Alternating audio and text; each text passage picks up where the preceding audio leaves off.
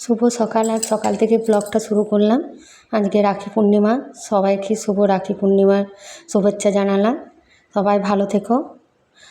এই যে লুচি করে নিচ্ছি, ওর দিদি ওরা আসবে আজকে রাখি পরাতে, তাই একটু লুচি আর কাবলি চনার তরকারি করেছি, ওটা আগেই হয়ে গেছে, দেখাতে পারলাম না।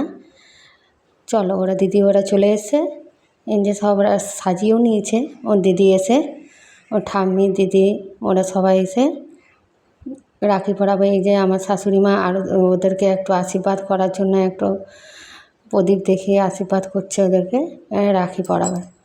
এই যে ঠাম্মি এবারে রাখি পরিয়ে দিচ্ছে।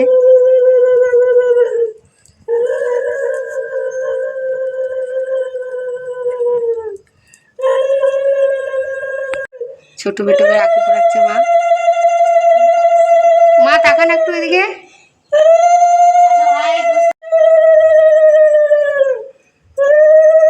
এই যে এবারে ছোটটাকে পরিয়ে দিচ্ছে।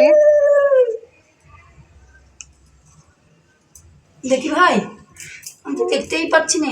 এই যে এবারে লেস চকলেট সব দিয়ে দিচ্ছে ঠাম্মি এদেরকে। পছন্দ তো গিফট যায় দেখ, সবারই ভালো লাগে, তাই না? তোমরা এগুলি তো খেতে ভালোবাসো, ওই জন্য আনছি, মিষ্টি খেতে ভালোবাসো। এবারে দিদি পড়াচ্ছে, বড়দি। এইগুলোর জন্য সারা বছরে একদিনের জন্য খুবই ওরা কি বলবো আশা করে থাকে। ভাই ফোটাই বলুন আবার রাখি। দেখা একবার।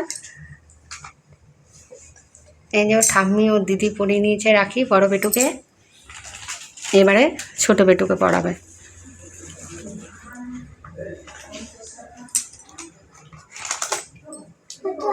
এই যে রাখির বন্ধন সত্যি অটুট থাকে, তাই না? ভাই বোনের ভালোবাসা সারা জীবন অটুট থাকুক, এটাই প্রার্থনা করি ঠাকুরের কাছে।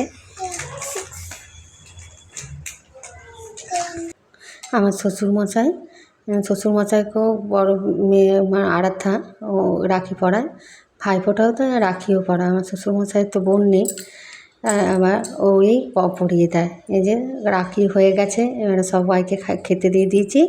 আমার ভিডিওটা যদি ভালো লেগে থাকে প্লিজ শেয়ার কমেন্ট এবং সাবস্ক্রাইব করতে ভুলো না। বাই।